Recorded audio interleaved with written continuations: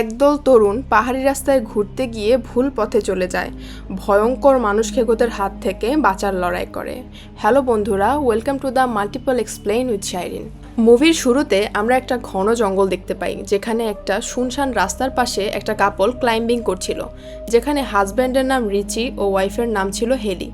যখনই রিচি উপরে পৌঁছালো, সে দেখলো জঙ্গলের মাঝখানে একটা নোংরা ঝিল দেখা যাচ্ছে। তারপর সে হেলিকে দ্রুত উপরে পৌঁছাতে বলে। তখন হেলি দ্রুত উপরে পৌঁছানোর চেষ্টা করে, কিন্তু তখনই হেলির পা পিছলে যায় আর ও রশিতে ঝুলে পড়ে। কিন্তু নিজেকে সামলে নিয়ে হেলি আবারও উপরে ওঠার চেষ্টা করে। তখন ও রিচিকে হেল্প করার জন্য বলে, কিন্তু রিচি ওর সামনে আসে না, তাই সে আরও ঘাবড়ে যায়। আর তখনই উপর থেকে ওর চেহারায় কিছু রক্তের ফোঁটা পড়ে। তখন হেলি আরও অবাক হয়ে যায়। আর তখনই ও রিচিকে দেখতে পেল। কেউ রিচিকে তুলে নিচে ফেলে দিয়েছে। আর তখনই কেউ হঠাৎ হেলিকেও দ্রুত উপরের দিকে টানতে শুরু করলো, কিন্তু হেলি তার রশিটাকে কেটে ফেলে আর নিজেকে কোনোভাবে সামলে নেয়। কিন্তু ও ব্যালেন্স হারিয়ে ফেলে আর সেখান থেকে নিচে পড়ে যায়। আর তখনই সে রিচির লাশ দেখতে পায় আর কাঁদতে থাকে। তখনই সে জঙ্গলের ভেতর থেকে অদ্ভুত শব্দ শুনতে পেল। এটা শুনে হেলি অনেক বেশি ভয় পেয়ে যায়। সে নিজের যান বাঁচানোর জন্য গাড়ির দিকে দৌড়াতে থাকে, কিন্তু তখনই হঠাৎ করে তার পা কোনো কিছুতে আটকে যায় আর সে নিচে পড়ে যায়। তখনই কেউ তাকে টেনে হিঁচড়ে সেখান থেকে নিয়ে যায়। তারপরে আমরা নিউজে দেখতে পাই যে এই এলাকায় একের পর এক গাড়ি গায়েব হয়ে যায়। তার কিছুদিন পরেই সেই জঙ্গলের রাস্তা দিয়ে ক্যারেজ নামের একজন লোককে আমরা যেতে দেখি, যে তার ইন্টারভিউর জন্য অন্য একটা শহরে যাচ্ছিল।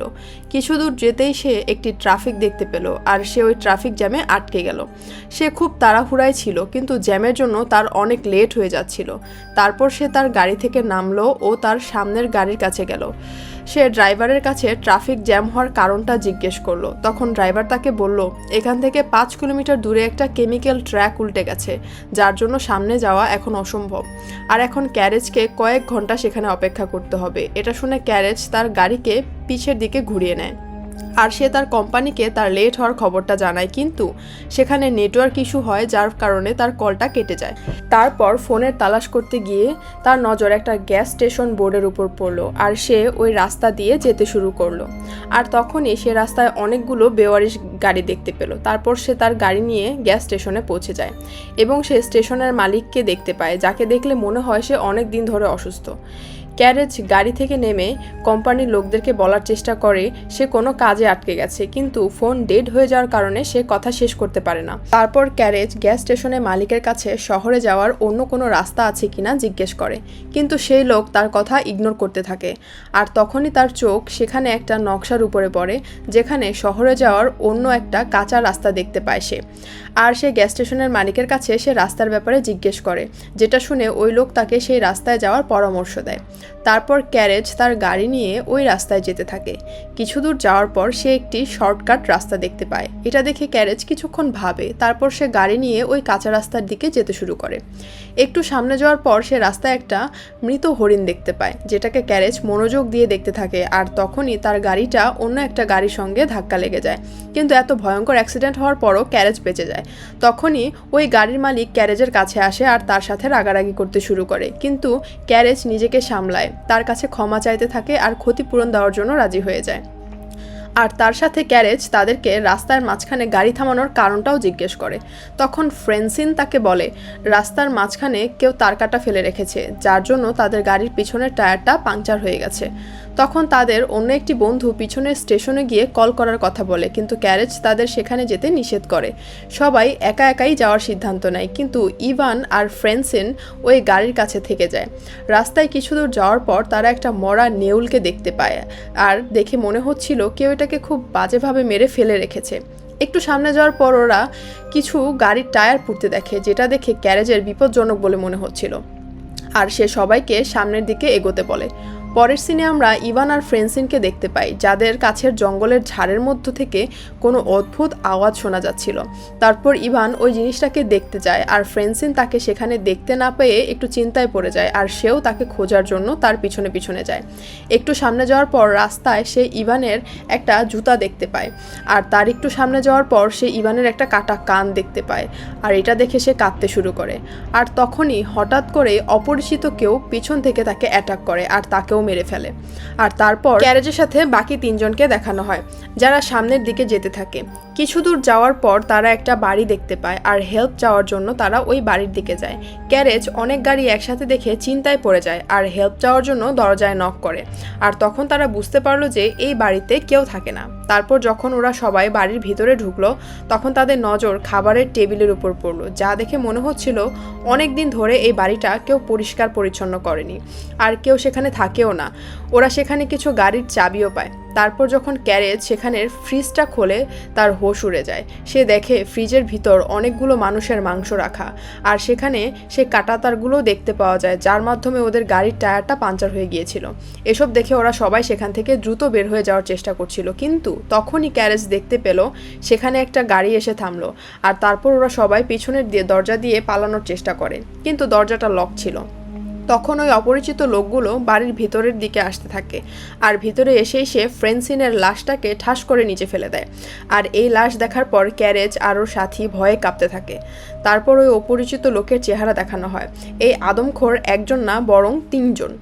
আর তারা ফ্রেন্সিনের লাশকে উঠিয়ে টেবিলের উপর রাখে আর খুব বাজেভাবে লাশটাকে কাটতে থাকে।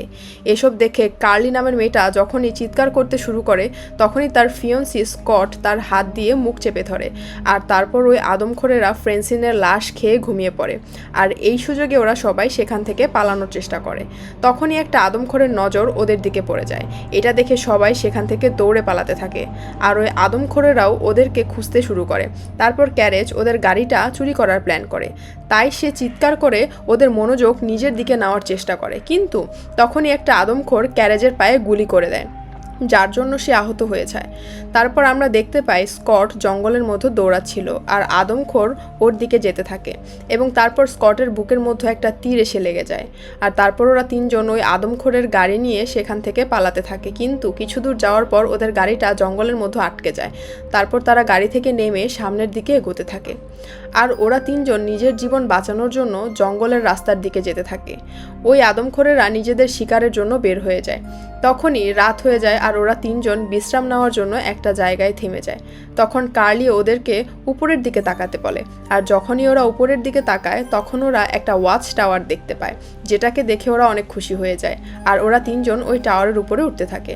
উপরে যাওয়ার পর তারা দেখলো যে সেখানে কেউ নেই আর সেখানে গিয়ে জেসি একটা ফার্স্ট এইড বক্স পায় আর এটা দিয়ে জেসি ক্যারেজের ক্ষততে মলমপট্টি করে দেয়।